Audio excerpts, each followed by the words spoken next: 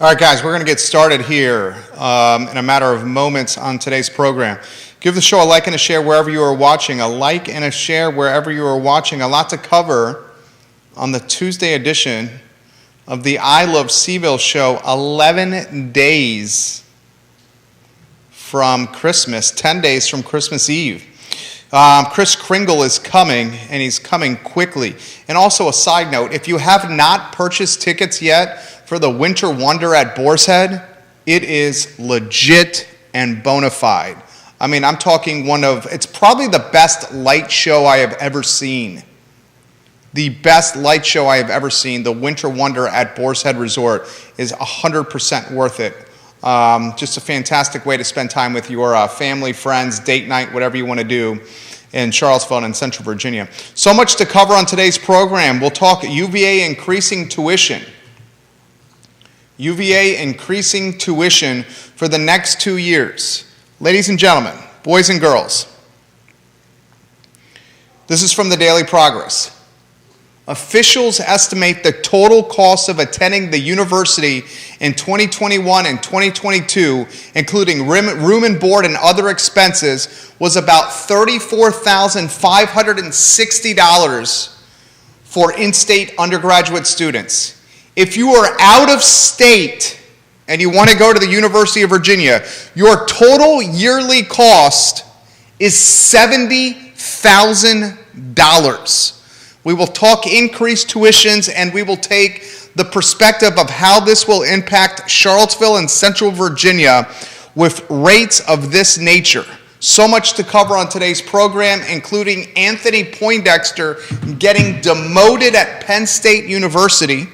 Anthony Poindexter, his name circulating in coaching rumor mills for the head coaching gig at UVA, his alma mater. Now Poindexter says he's coming back to Penn State, and it looks like he has been demoted. Brennan Armstrong, the ginger southpaw gunslinger here at the University of Virginia, is not transferring. $79 million from the governor and the Commonwealth for broadband in Central Virginia, and South Dakota teachers mosh pitting for $1 bills. So much to cover on the Tuesday edition of the I Love CVille show. Judah Wickower, we can rock and roll when you're ready.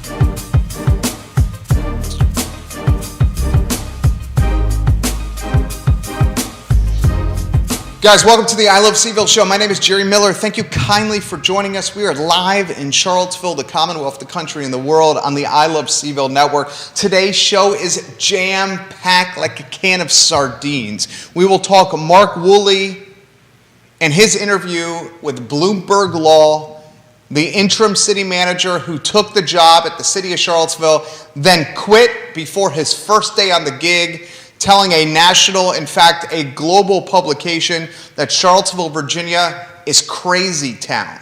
That topic on today's edition of the I Love CVille show. UVA increasing tuition for the next 2 years. Increasing tuition where if you're an in-state student, the total cost of everything to attend the University of Virginia in 2021, 2022, $34,560 roughly, $70,000 roughly if you are out of state. So much to discuss with that topic alone, in particular how it's going to impact Charlottesville and Central Virginia from an economy standpoint and from a housing standpoint. I also want to talk some football today. Brennan Armstrong says he's returning. I need to correct myself. Brennan Armstrong says he's not transferring.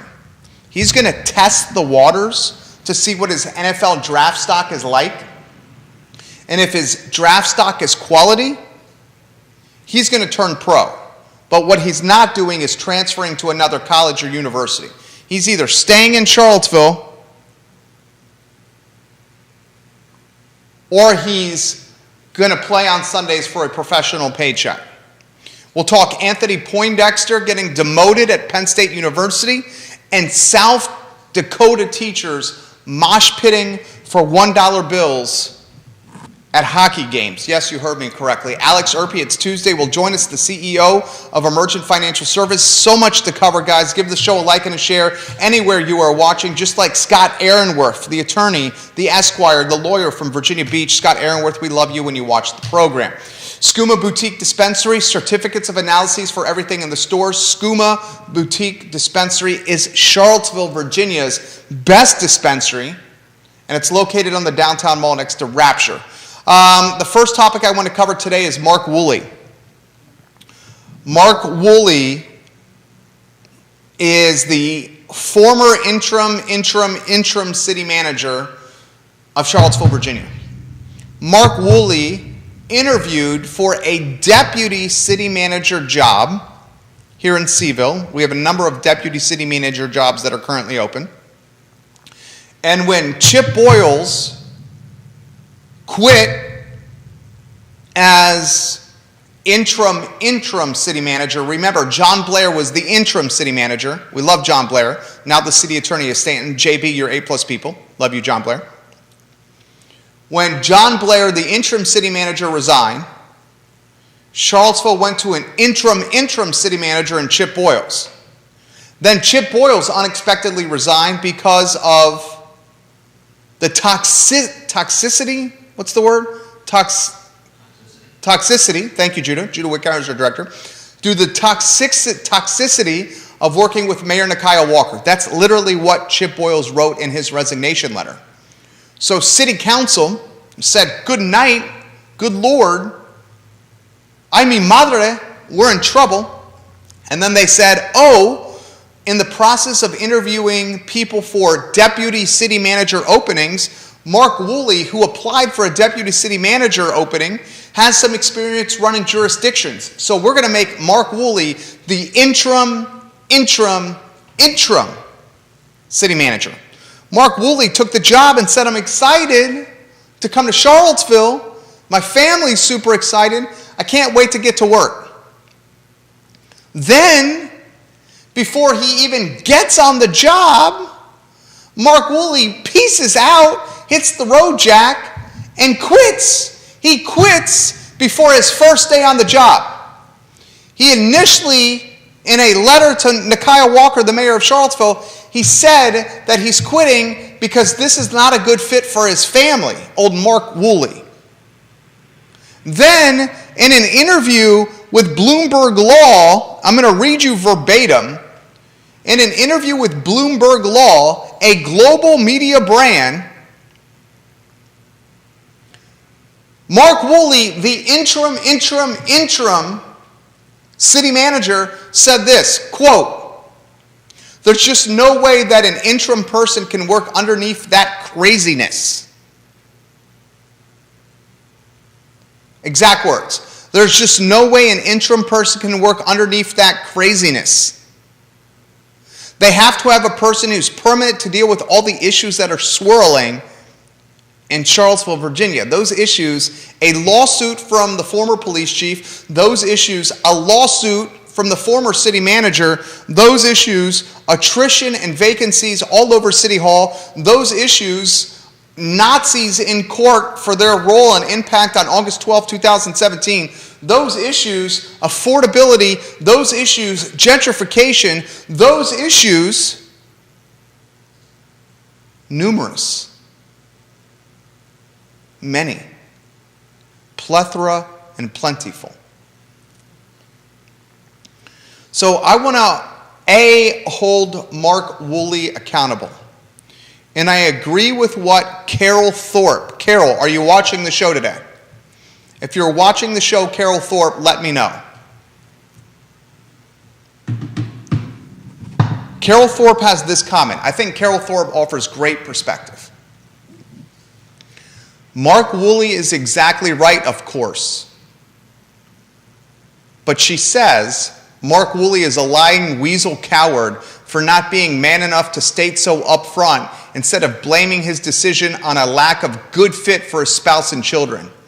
The city is an unworkable mess, and fortunately for us, some of that craziness leaves office on January 1, but still, dear Seville, in the end, he just was not that into you. She continues in a different comment, and Carol, I think you're absolutely on point here.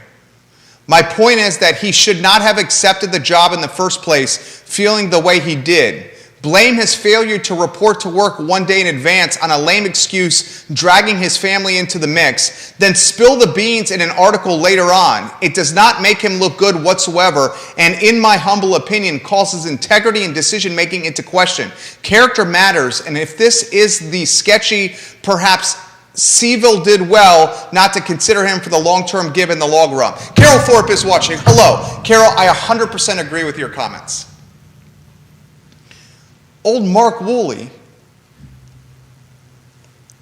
as Bloomberg Law dubbed him, big law alum, old Mark Woolley took the job as interim city manager of Charlottesville. There was a lot of pomp and circumstance, a Zoom press conference, a meet and greet for the media, where questions and answers were answered virtually. Mark Woolley, in this pomp and circumstance press conference in Q&A fashion with local reporters, was eager to get to work. And Mark Woolley said, "My plan is to be the permanent city manager after a proof of performance as interim." Then hours before his first day on the job, old Mark Woolley resigns. And Mark Woolley, the scapegoat of his resignation, was his family, his wife, his offspring. Charlottesville, in fact, is not a good fit for my wife and my offspring. That's what he says in his resignation letter to Mayor Nakia Walker.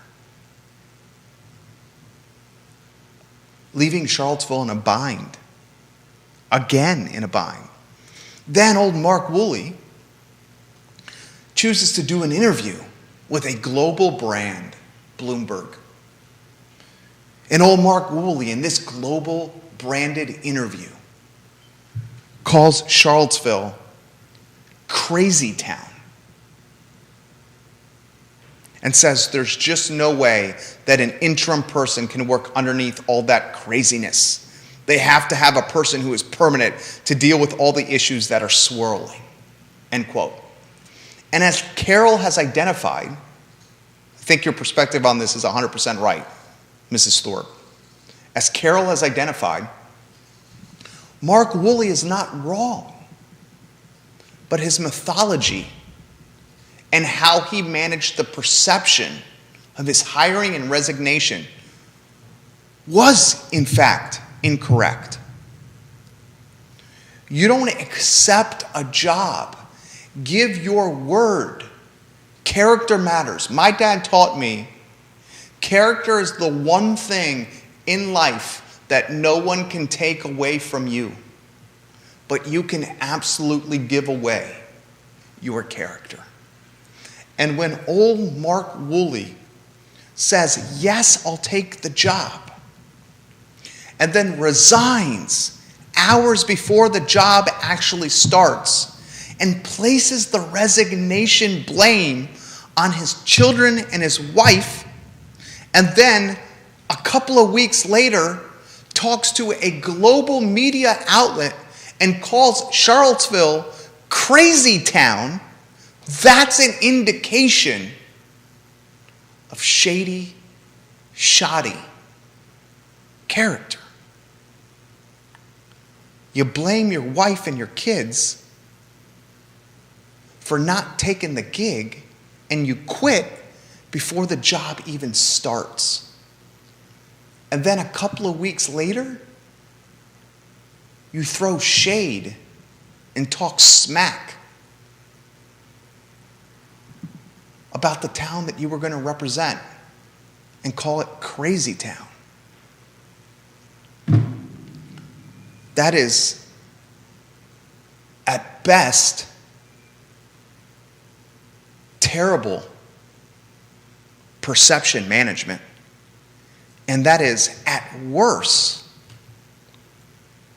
character flawed reasoning. Crazy town. I know it's crazy town. We all know it's crazy town right now. We all know it's crazy town right now. But to go and throw shade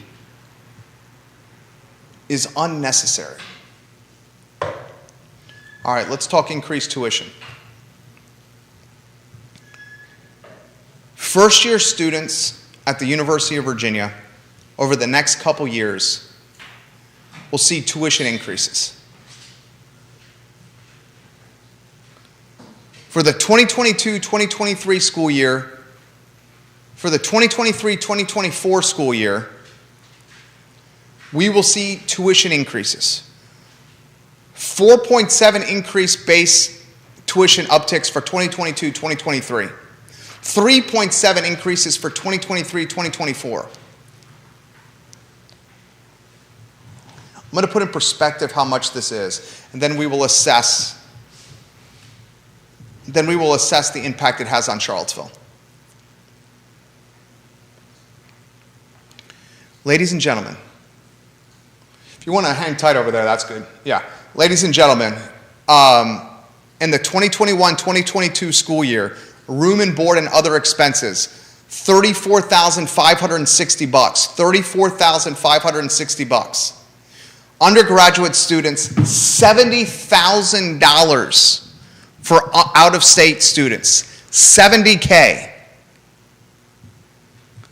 That means if you're in-state for the 2021-2022 school year, and this is before the upticks, this is before the increases. 2021-2022, $34,560, everything included. Room and board, tuition, other expenses. Out-of-state students, 2021-2022, $70,000 for out-of-state students. UVA announced that they're going to increase the tuition in 2022-2023 4.7%, basically 5%. In 2023-2024, basically a 4% increase. So those numbers will uptick. Next year, everything is basically $35K for in-state. Next year is basically $70K for out-of-state. And those numbers will go up.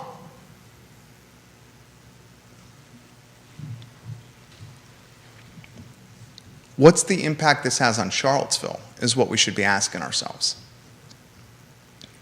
I understand UVA is in the business of making money. It's a business, and I have no problem with businesses charging what they are worth. One of the biggest mistakes that entrepreneurs, especially early stage small business owners, make is not charging or not billing their value. It took me a while to realize this. 13 years, 14 years on May 28th for me as someone who's self-employed. We have 3 businesses we run out of here. Real estate, 24 tenants, this podcasting network, and a brand management company where we build brands and drive incremental revenue and new customers to our clients. When I started, the idea was to get clients and to get traction and momentum. So you often, upon launch, undervalue yourself, undervalue the skill set you provide. As you get clients and as you show proof of performance and as you drive revenue to your partners and as they stay loyal to you, you realize that, hey, I'm damn good at this. I'm damn good at this. And I can say, not from a cockiness standpoint, but from a confidence standpoint, that there's no one in a 50-mile radius of Charlottesville, Virginia, that can do brand management, marketing, and advertising better than me. And I know it's a fact, and so do you guys. as I've grown as a businessman, I realize not every dollar is worth the same. Some earned income requires much more hand-holding and effort than other earned income.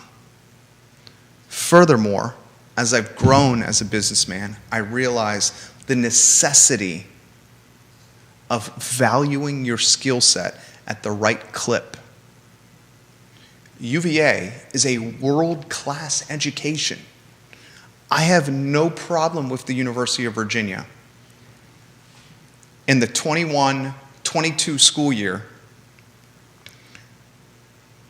having an all-in nut of $35,000 for students, room and board and other expenses, books, living expenses, $35K for undergraduates. Out of state, all-in nut, $70K for this coming school year. Those numbers will increase basically 5% in 2022, 2023, and basically 4% in 23, 24. I have no problem with a world-class institution charging, valuing at this frequency or this clip, this monetary clip. What I'm going to do now is try to assess and analyze what rates like this will have on quality of life in Charlottesville and in Central Virginia.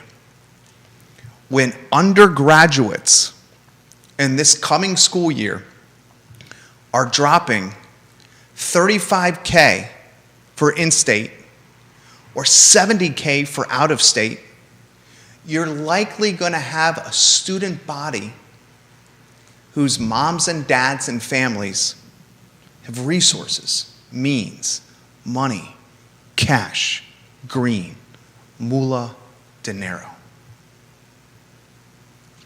When those rates uptick 5% and 4% over the next few years, the necessity for money, cash, moolah, green, dinero is prioritized even more. You have 25,000 undergraduates and graduates here. When they're paying clips like this, they have disposable income. So the collateral damage or the cause and effect from my standpoint is this. Landlords know that they can charge more from a rent standpoint. If you're paying $70,000 a year as an out-of-state student, you're probably not going to bitch and moan about $1,600, $1,700, $1,800 a month beds. Restaurants and retail that cater to students can increase their prices. And as 25,000 kids, students, undergraduates, and graduates spend 4 years undergraduate, 2, 3 years, 4 years, 5 years graduate school here in this community with their wealthy mom and dad's bank accounts at their disposal, this will undoubtedly positively impact the economy in that there's money in here that are going to small businesses and that are catered to students. But it will undoubtedly negatively impact the affordability index of the city of Charlottesville and of Albemarle County. When you have students who can rely on their wealthy parents to take up rental housing opportunities, those rental housing opportunities that go to these students of means and resources will certainly cannibalize and replace the opportunities afforded to locals who may not have the means and resources the students' parents do. You get 20, 25,000 students with means and resources, and you get a clash of students and townies in the resources they have. You raise the cost of tuition and yearly expenses, you're going to get a wealthier demographic attending UVA. And as a wealthier demographic attends UVA, and it's compounded by out-of-market companies opening up headquarters in the city, Dexcom. We reference a number of out-of-market headquarters now open in the city. And as those out-of-market headquarters open in the city of Charlottesville to cherry pick and poach the talent that's matriculating through the university, those out-of-market new companies bring people in from outside the area. So here you have a clash of KPIs, key performance indicators. Wealthier students coming to Charlottesville, one KPI. UVA indicating they're going to admit more students than ever before, 2 KPI. UVA admit that they're going to hire more employees than ever before, 3rd KPI. Out-of-market companies creating headquarters in the city of Charlottesville to poach the talent that's graduating from the university, 4th KPI. Out-of-market companies creating headquarters in the city of Charlottesville and bringing in their talent from outside the market as opposed to training it from within the market, 5th, 6th KPI. This creates an affordability index that's less approachable and tangible and more expensive. And everything I just outlined to you is undoubtedly factual and based on a reasoned foundation. It's good for the economy, but it's not good for those living on fixed income. These 5 or 6 KPIs I just identified are a version of gentrification. Gentrification is not just increased taxes, pushing fixed budget homeowners out of their neighborhoods. Gentrification is a 10.2 square mile city becoming a hotbed for technology, for finance. And that's what Charlottesville has become on the East Coast. All right, a couple more items. Alex Erpe is going to join us on the show here in minutes. A positive story. Governor Ralph Northam. This in the Daily Progress by Allison Rabel. Will provide residents in 13 Central Virginia counties with access to fiber broadband internet. Central Virginia will receive $79 million in federal and state funding. 13 counties, Albemarle, Amherst, Appomattox, Buckingham, Campbell, Cumberland, Fluvanna, Goochland, Greene, Louisa, Madison, Nelson, and Powhatan. I'll give them to you again. 36,283 underserved homes, businesses, and locations. Albemarle, Amherst, Appomattox, Buckingham, Campbell, Cumberland, Fluvanna, Goochland, Greene, Louisa, Madison, Nelson, and Powhatan. All these counties will receive an allocation from $79 million. Ralph Northam and the Commonwealth of Virginia. This is phenomenal news. I've said on this program that quality internet is a utility now. And for the haves to have A+ internet and the have-nots to have shoddy internet, that furthers the wealth gap and divide. This $79 million federal and state allocation, without question, will drive housing values in Albemarle, Amherst, Appomattox, Buckingham, Campbell, Cumberland, Fluvanna, Goochland, Greene, Louisa, Madison, Nelson, and Powhatan. Would you buy a house if it didn't have quality internet available? Probs not. Probs not. Now $79 million from federal and state funding allows those unstable situations from an internet standpoint to uptick in value. Kudos and props to Ralph as he heads out of office with Governor-elect Youngkin set to take over on the 1st of January. Ralph makes this announcement on the 14th of December. The governor of Virginia, Ralph Northam, he has done nearly a 180 since the blackface yearbook photos have come out. Nearly a 180.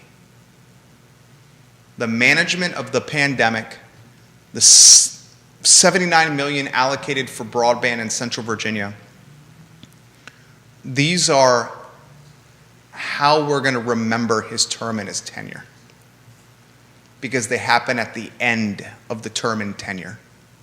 And that's, as humans, what we remember the most, what's most fresh.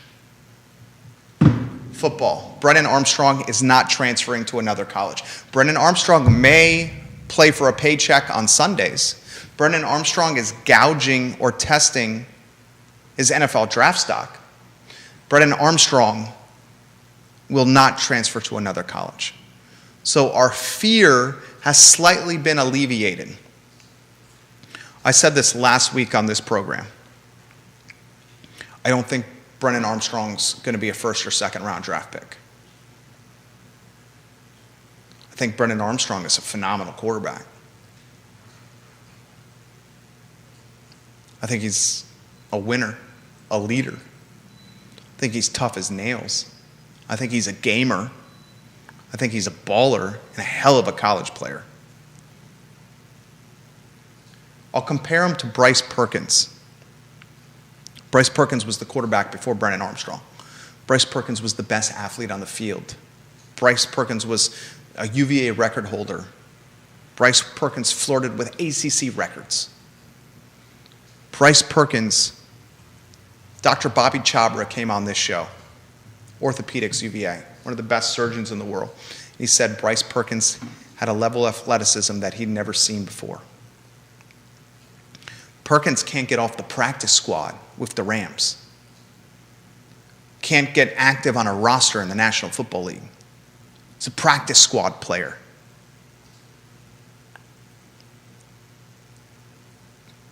Making a roster as a quarterback in the NFL is brutal. How many teams in the NFL? 31, 32? Each team carries what, 2, 3 quarterbacks on the active roster? You're talking 62, 64, less than 100 quarterbacks on an active roster if they have a third string. I think we're going to see Armstrong coming back next year. And to reinforce his return, my advice to the university is to keep Jason Beck, the quarterback's coach, and Marcus Hagans, the wide receivers coach. My advice to Tony Elliott, and I understand any head coach wants to fill staff with his own men and women. Jason Beck, the quarterback's coach, is a kindred spirit with Brennan Armstrong. Brennan Armstrong, yesterday in the press conference, was literally campaigning for Jason Beck, the quarterback's coach, to return to Charlottesville for next season. He literally said, bring back Jason Beck. Marcus Hagans, Biscuit Hagans, the wide receiver coach, should also return. Biscuit Hagans is a Hampton High graduate, a Hampton Crabber. He is the wide receivers coach, and the wide receiving core this past season was one of the biggest strengths of the team. I would love to see Beck and Biscuit and Beck and Biscuit back in business. Biscuit and Beck back in business for next season. Tony Elliott, please. 2 more items before AU, Alex Erpy, the Antonio Banderas of finance.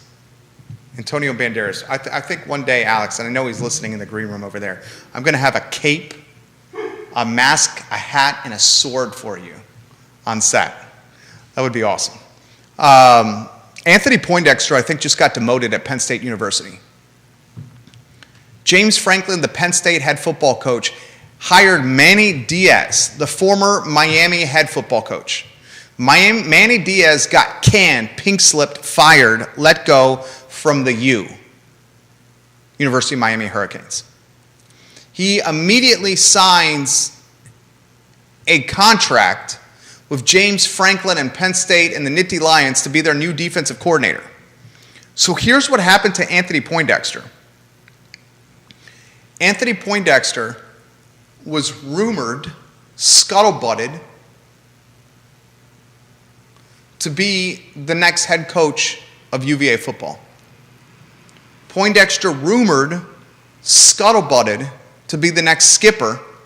That job ends up going to Tony Elliott. Poindexter chooses to return back to Penn State.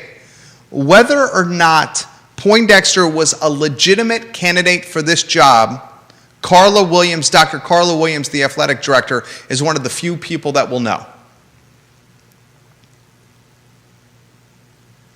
It seems because he was scuttlebutted and rumor milled to be the new skipper at UVA football that James Franklin got a little sour, because now Anthony Poindexter goes from co-defensive coordinator at Penn State, a job he held with Brent Pry, who's now the head football coach at Virginia Tech. He went from co-defensive coordinator this season to safeties coach next year. We're common sense people, right? People ask, what political party do you most identify with, Jerry? I most identify with the political party of common sense. We're common sense people. When you go from co-defensive coordinator to safeties coach, that's a demotion. And that's something you will have to speak about or for on your resume if you try to climb the vertical ladder of professionalism. Poindexter, who I was very excited about, may have played this game of political professional chess incorrectly. Last one before we get to Alex Erpy, the Antonio Banderas of finance. This is a crazy story. South Dakota teachers competed for $1 bills on a hockey rink, literally in mosh pit type settings. Sioux Falls, South Dakota, this past Saturday night, at a junior hockey game, $5,000 and $1 bills was dumped onto a carpet at center ice. 10 local teachers were then positioned on their hands and knees on the carpet. The money, $5,000 and $1 bills, was dropped onto the carpet on center ice from above them. A jam-packed arena in Sioux Falls, South Dakota, during intermission of a junior hockey game, watched as 10 educators on their hands and knees mosh pitted, clawed, fought, scraped, elbowed, and eye gouged. $1 bills, they couldn't even hold the bag. $1 bills into their shirt. They put the $1 bills under their shirt and try to scurry away with singles. Who's on the single, Judah? A $1 bill. Franklin. Franklin's on the 100. Alex. Washington. Thank you. Man's the CEO of a finance company. Thank you, Alex Erpy. That's why you can trust Emergent Financial Services. He knows El Presidente on the $1 bill. George Washington is exactly right. That is just a terrible look for these teachers. 10 teachers on their hands and knees at a junior hockey game, Mosh pitting with helmets, hockey helmets on for loose change, for single dollar bills. It's just a bad look. I feel bad for the teachers. We shouldn't have to ask or encourage or even invite the people that are training the next generation and say, get on your hands and knees and mosh pit for $1 bills as an arena full of fans chant and cheer and heckle you on. This is like Russell Crowe in Gladiator screaming to an arena, are you not entertained, as he's fighting off lions with a wooden sword?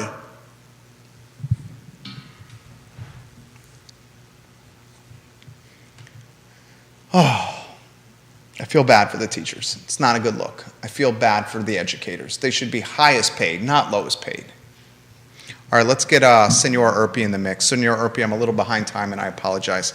AU, if we can get you on set from the fabulous green room. There he is. He's looking sharp. Is that a new watch, Alex? Nope, same as always. I like it. It's a very nice watch. Was that a gift from Pops? Yep, for 21st birthday. Very nice. A good timepiece. Each son got a watch. A good timepiece lasts a lifetime. It does. It'll last forever. My friend, hello. How are you? I'm doing well. How about you? Doing well. It's good to see you. I love to see you Tuesdays too. with you. Just got to say on Judah's behalf, the man is probably doing so well with his investment portfolio that he probably only deals in hundreds anymore. He probably goes into Trojan with that 2250 and he's like, I only have 100. Do you have change for 100? I think that's the case, isn't it, J-Dubs? That is the case. That is the case. All right, so I'm going to throw this to you, my friend. Tuition increases at University of Virginia. $70,000 a year for out-of-state students. This is where I have a feeling you're going to go the value proposition. Of community college. 70 G's for out-of-state? It's a lot. Dude, you're coming out, quick math, $280K potentially in debt, $280K out of pocket, and it's upticking 5% next year and 4% the year following. Anywhere you want to go on this topic? No, I mean, it just goes to show you it is the race and the inflation rate among four-year institutions in particular has been extremely high. I mean, it's outpaced, that we complain about inflation now, that number has outpaced inflation it's massively. And I forget, this was even years ago, it was running at about, it was like a 300% increase over like the last 2 decades or something. And so that number has always been increasing very rapidly. And so it just sort of drives home, at least for me, the value proposition of in-state.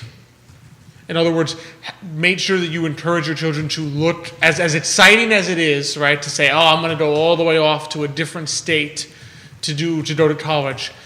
Have your kids look at the value proposition of community college, followed by transfer to an in-state 4-year institution, if you're going to go the college route, not to dismiss trade schools, which we talked about on a different show. But just to think about, have your kids really begin thinking at an earlier age about the financial cost. Because sometimes when you go to college at 18, the only thing you're thinking about coming out of high school is, this place looks really exciting, or the thing I really want to do, this school is great at, or I can go to this school, that looks like fun. So you need to really sort of instill in them, even at an earlier age, almost like your dad did with you, the value of money. And to say, you have to weigh what you want to accomplish in this college that you want to go to with the cost of that. And sometimes the answer to that might be, you know what, it's better for me to stay in state and take those savings and know that I'm starting off on a stronger financial footing when I come out of college. It's a no-brainer. It's a no-brainer. Son of a CPA, my brother and I, son of entrepreneurs. He had the Wall Street Journal or a newspaper with stocks that we had to pick. The value of money was instilled to us at a very, very early age. What's the impact you think that has on the community? You have a bunch of students, especially the out-of-state. I mean, hell, even the in-staters, my friend. The in-state is up to what, close to 40 now? Close to 40K. I mean, 35K, and it's going up. Mm-hmm. What's the impact you think that has of having so many wealthy kids, so many wealthy students? I'm not using the word kids, that marginalized. So many wealthy students in one community. In one community. I think we are seeing a little bit of a lot of these colleges, I believe, are beginning to go to more of a bifurcated model. And what I mean What's by that that mean? is bifurcated usually means you separate something in two. And I think what they're doing now is increasing tuition and providing a lot more low-income scholarships. And what you're going to have with that is a lot fewer kids coming out of middle-class families, probably more kids coming in from low-income families. That's a which is good great take. for them. That's a good and take. more kids coming from high-income families who can afford the very high rates that the very high tuition costs we're talking about. In terms of here, I mean, already this past year, I was hearing from real estate agents saying parents, just the very wealthy parents, are willing to shell out for their kids to stay in an apartment somewhere around Charlottesville rather than a dorm. Granted, first year has no choice but First to year's dorm. on grounds. First year's on grounds. But after that, I heard from some real estate agents even this year who were talking about saying these apartments, especially on, I think this one was on like Jefferson Park Avenue. JPA. On JPA. You're talking, he said that thing was gone in a day. Because the parents are like, I don't care what it costs. My kid is going to stay at this apartment, and just have a clause, one of those escalation clauses that goes up 3-4 times. And it was out within hours the thing was sold. And so what you're going to see is the more of that, you're just going to see, again, I think probably real estate close to the university in terms of rent, probably going to go up. Some of the other amenities on the corner probably going to become a little more expensive because your clientele there has now changed from middle class to low income, right, who may not have been purchasing from you anyway, and much higher income, because they're the only ones that are going to be able to afford the cost of out-of-state tuition with no scholarship. That is a fantastic take. Alex Erpy, CEO of Merchant Financial Services. The secondary effect, the second order impact? Second order, I mean, once you go out further, right, increasing rents means that you now are attracting even higher clientele. It's sort of like one of those snowball effects, right? Because when you push the middle class out of an area and you put a upper to higher class into the area in terms of wealth. I would say this is very much upper class. This is very much upper class, Yeah. right? You now have created a scenario whereby the only people being attracted to come who can afford to come to that small area is upper class in the first place. So it kind of self-reinforces.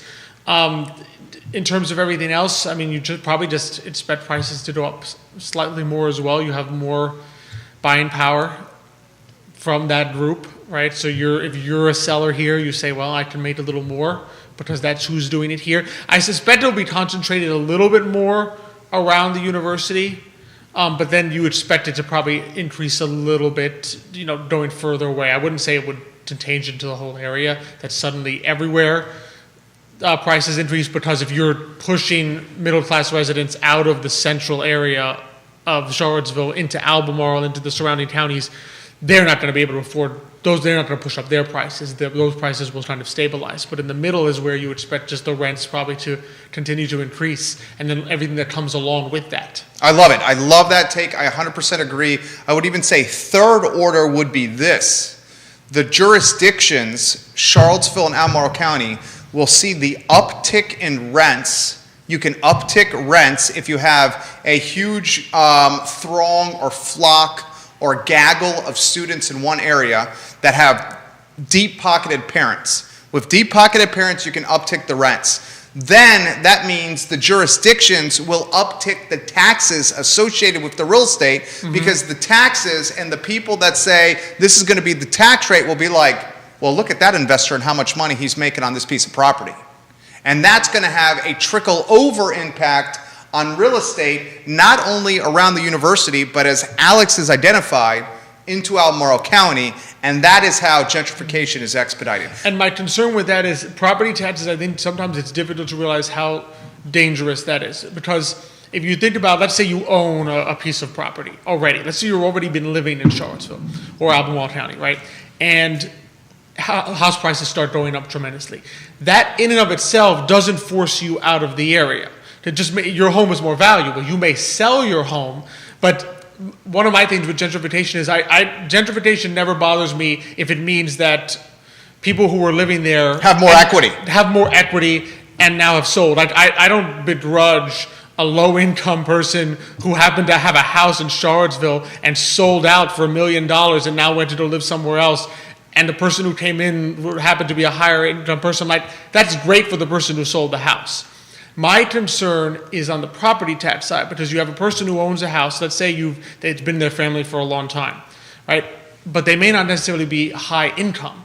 They have this home, but their income may be fixed, especially if they're a senior, it may be on a fixed income. And now the property taxes jack up, and they sit there and say, I can no longer afford to live in this home. I have no choice but to sell it and to move out to the area. That's what concerns me. I have no problem if someone living here, I'm like, all power to a minority business owner who's got a little house in town and says, hey, it's worth $1 million. I want my kid to inherit $1 million. I'm going to sell now while the going's good. My concern is the person who doesn't want to sell.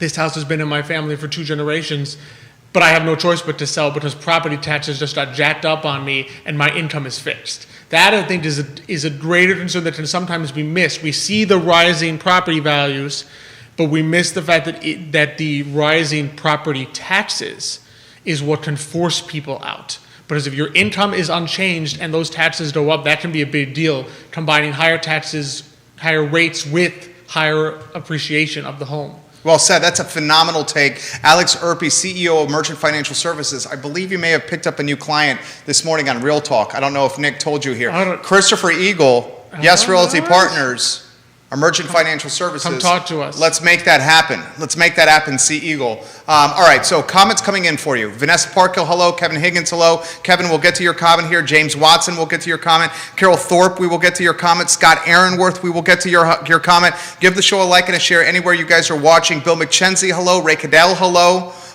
Juan Ciramento, hello, and welcome to the show. So this is from Kevin Higgins. Kevin, I love when you watch the show and you contribute, Kevin. I sincerely mean that. How does investor confidence levels in administrations impact the markets, specifically the White House? Well, that's a good question. I might change a little bit. I think I'm not sure investors ever really have confidence per se in an administration. I think what investors want to see is certainty. And so ironically enough, predictability. And ironically enough, I think investor confidence increases when there is kind of loggerheads, because that increases the odds of nothing happening. So loggerheads, he's saying a divided Congress, divided Senate, Republican in the White House and Democrats in Congress or the Senate. Exactly. Because you can predict nothing's going to happen. Exactly. And I think that, ironically enough, increases investor confidence more so than saying, oh, we think... one aisle government. Exactly. Because, I mean, as much as I think investors probably have different goals, right? As an example, investors on the corporate side always want lower taxes, right? That would lean them towards a Republican. Investors on the corporate side, they tend to like the more expansive Federal Reserve. Democrats tend to appoint more expansive Federal Reserve individuals, right? So the 2 things would be opposite. So the investors would never be able to say, oh yeah, I only ever want blue in the White House, or I only ever want red in the White House, because there's things they're going to want from each one. Divided government provides, for a lot of times, investors in the market that sense of, at least I know what to expect next year, because the odds of something major paradigm changing passing is more limited, which isn't necessarily a bad thing, because I think it's overlooked sometimes that not doing a bad idea can be just as valuable as doing a good one. And you kind of learn that in finance too, right? Not pulling the trigger on a bad stock idea can be just as valuable as pulling the trigger on a good one. And I think investors kind of see that as well and say, well, divided government sometimes, yeah, it may stop some good ideas, but it'll also stop some bad ones from passing. How do we characterize what governmental administration now and the influence or impact it's having on markets? Well, I mean, the 2 major impacts right now is inflation, which no one seems to have an answer for. Either an administration or the Federal Reserve really don't have anything to offer on inflation. So that's the major impact now. And then the second one, obviously, is just continued Federal Reserve and Treasury policy being clearly low rates and some tapering. And those are the 2 biggest, I'd say, economic impacts coming out of the White House right now.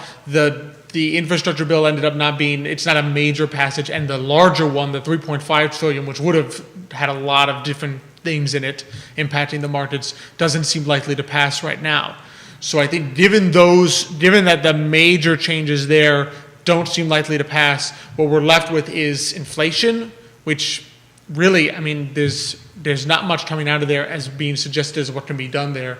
And Federal Reserve policy, which we've discussed before, that really the Federal Reserve has no interest in raising rates, and they're just going to let their bond purchases taper off. And to be clear on tapering, sometimes I think people have this impression that tapering means like they stop buying. It's like, no. They stop reinvesting the massive amount of bonds that they already bought. So yes, their balance sheet is shrinking, but it's shrinking from a very high level when they purchased a bunch of bonds in the past. Kevin follows up. We have multiple questions here for Alex Serpy, CEO of Emergent Financial Services. What does the fact that the Fed has no answer on inflation tell us as potential investors? For me, it tells us that we need to be a little wary of anytime they use the word transitory, because they don't know. Are we, and I don't mean to, I'm going to stop here. Are we past the point of describing inflation as transitory? I mean, at what point, right? Because it's been going on for a while. Yeah, at what point, I mean, it started rising early this year. I mean, a year in, do we still call it transitory? Right. I mean, or is it like here to stay? It's a year's worth of inflation that's here and has impacted people's pocketbooks. And the issue at this point is clearly the Federal Reserve has said we are not going to use any tools that are known in the past to reduce inflation. For example? For example, raising rates. That's the number one, right? In the past, Federal Reserve raises rates and they pop the inflation bubble. Now that has its own repercussions, right, which they clearly do not want to take on, but they're clearly... Its own repercussions are making it more difficult for people to get into home ownership. That's one of them, and depending on how much they do it, that's a major repercussion. Second repercussion, oftentimes it will slow down the economy intentionally. Third repercussion, which is not supposed to be on the Fed's mind, but clearly is it will jack up the interest rate that the government pays on debt. So for those reasons, they're not going to pop the bubble that way. And so we're kind of left sitting here, I think, as the investor, and you've got to make a decision saying, how much do I think that inflation is going to go away naturally? And what I mean by that is cost of goods start getting stabilized. Exactly. Either because people stop buying or the supply chain issues begin to resolve. The supply chain is external.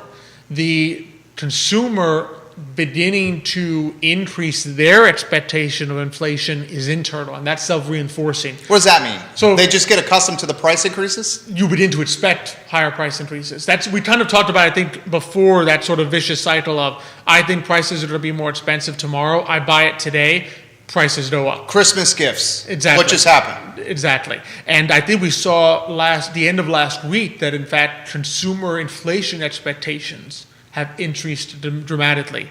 And unfortunately, economics shows us one of the factors that pushes up inflation is itself the expectation of inflation. It's one of those weird psychological impacts that it have. And so the concern is which of those is going to dominate more. If the supply chain is the dominant factor of inflation, then as soon as you resolve the supply chain issue, inflation goes away.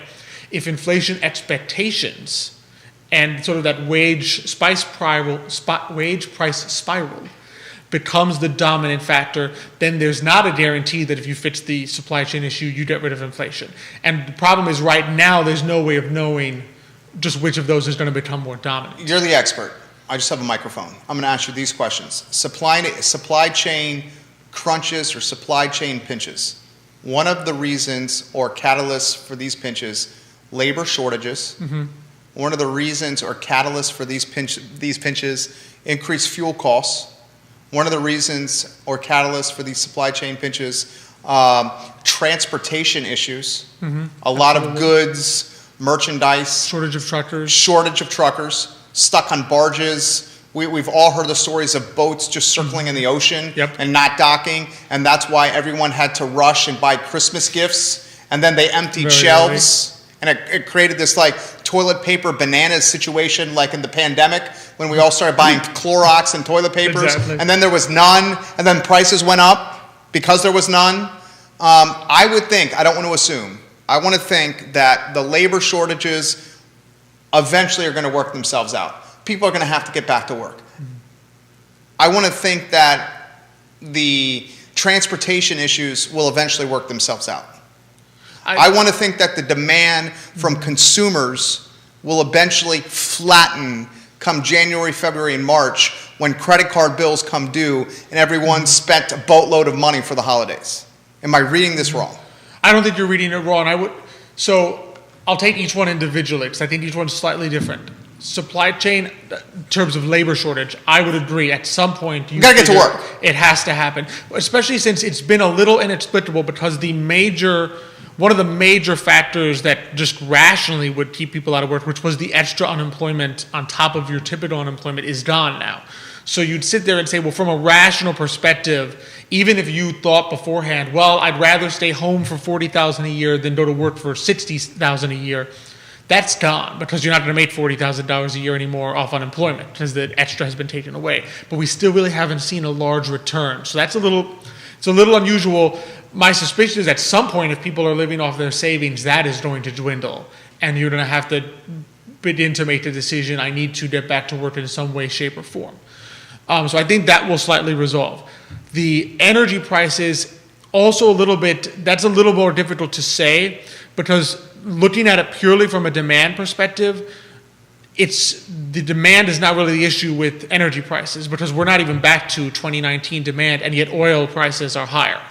So the issue is as long as OPEC kind of holds the cards right now on oil, and unfortunately I don't think the strategic reserve opening, that's going to be a temporary blip, but they're going to close that at some point. The United States is not going to drain its entire strategic reserve for 6 months of oil price relief.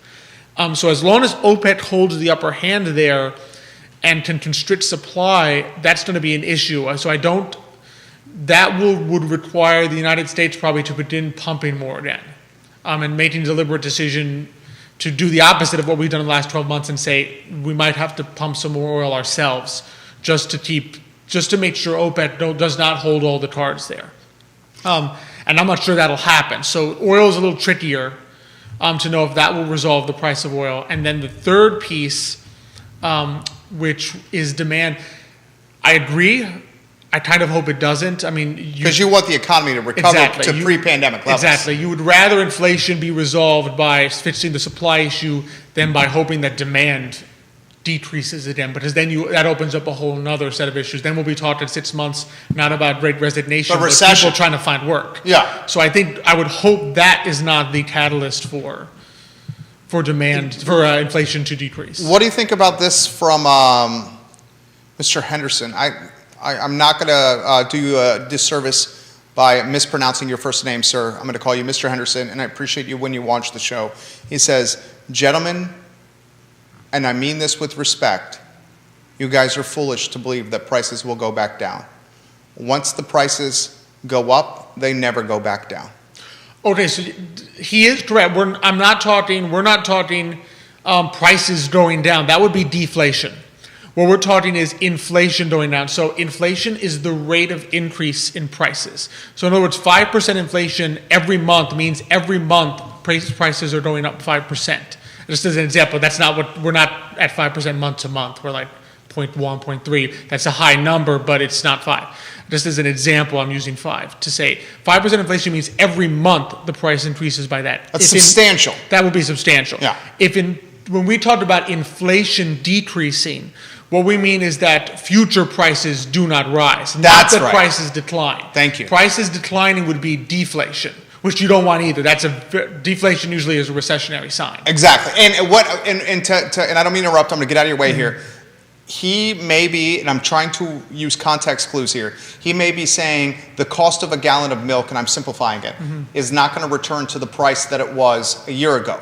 Mr. Henderson, what he's saying is it's not going to continue escalating month after month after month after month. It will just stabilize at its current rate. Exactly. So inflation, as an example, if inflation drops to 0% and stays there for the next 10 years, our current price level is where it's going to be at. In other words, the price of the gallon of milk that went up this year, it's staying there for the next 10 years if inflation goes to 0%.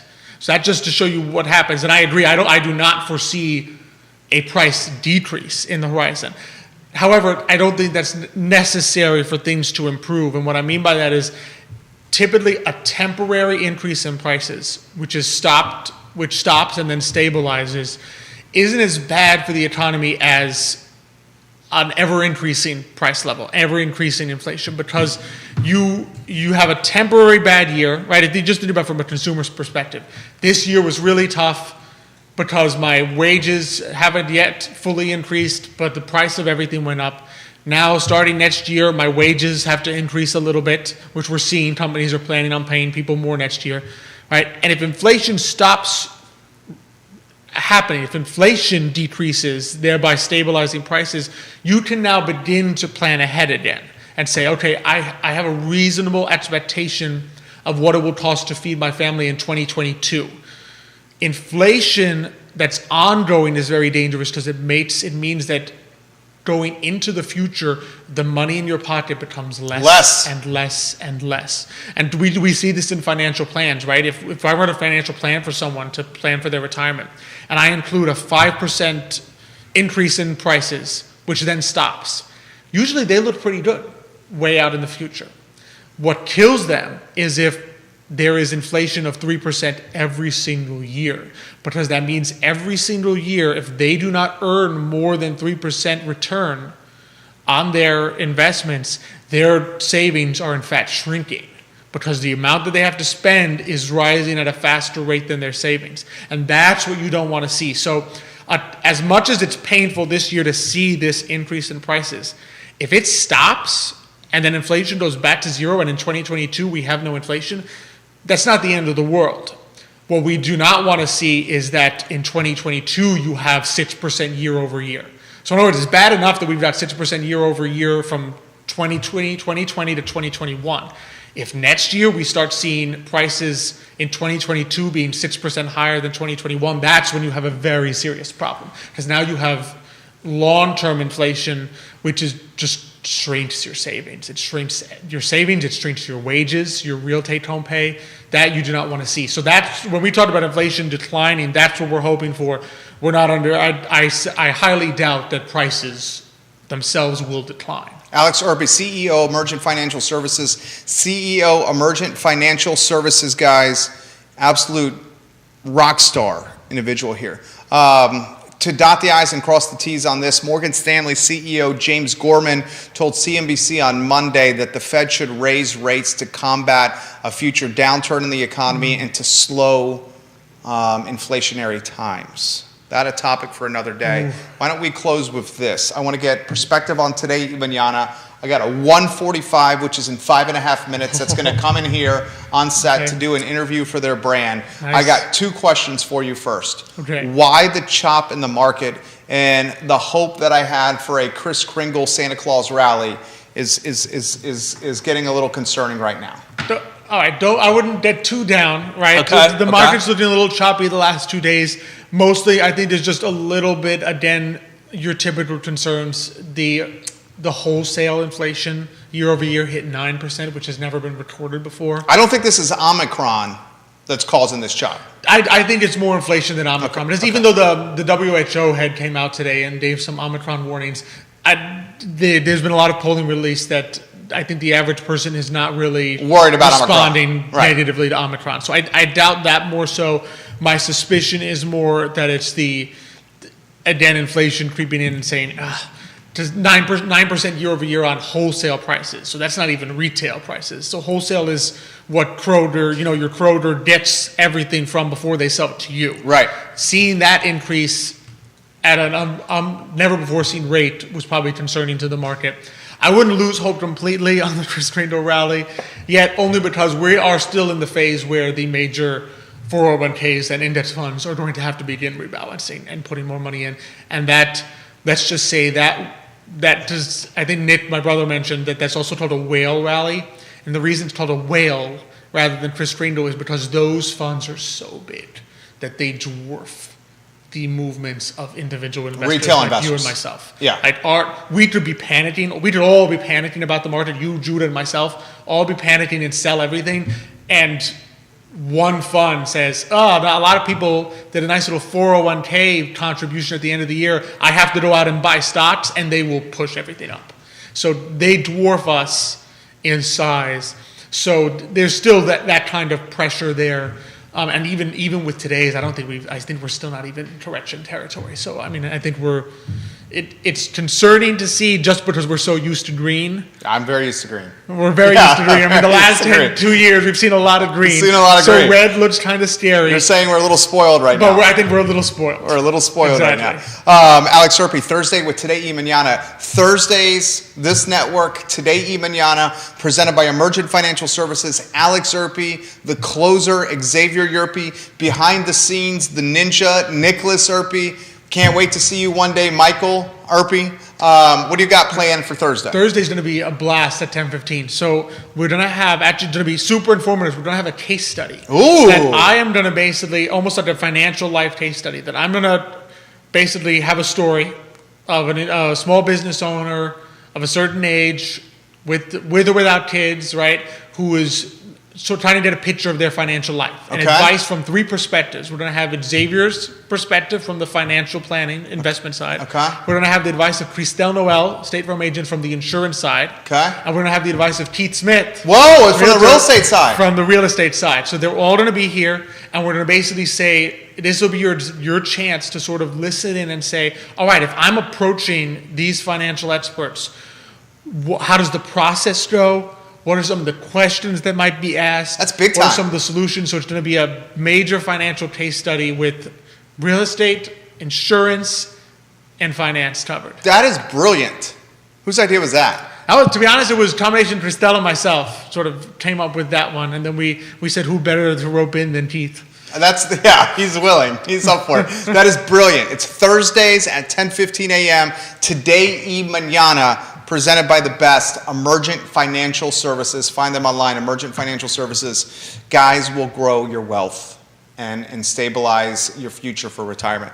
My friend, you kicked it. You kicked ASS. I'll just leave it like that. You You're had fantastic. great questions. I love it. I thought today was excellent. You threw me nice little balls for the I home run try to do that. I try to do that for you. You won the home run derby. Thank you. Yeah.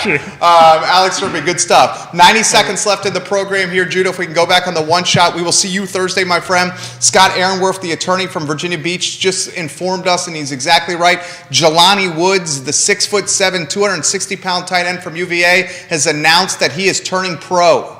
Jelani Woods, our tight end that was first team All-ACC, declared for the NFL draft about 56 minutes ago. Thank you, Scott Aaronworth, for dropping that knowledge for us on the show. So Jelani Woods, who I think is going to be a stud pro with that size, those hands, and that quickness, he is declared for the NFL draft. Jelani Woods with a social media post about 56 minutes ago.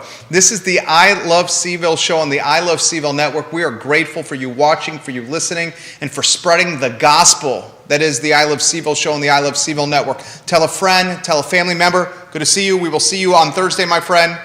Tell a friend, tell a family member of what we're doing here. We showcase the best of Charlottesville, Virginia on social media in approachable fashion. Have a good afternoon. We will see you tomorrow at 12:30 on this network. Take care.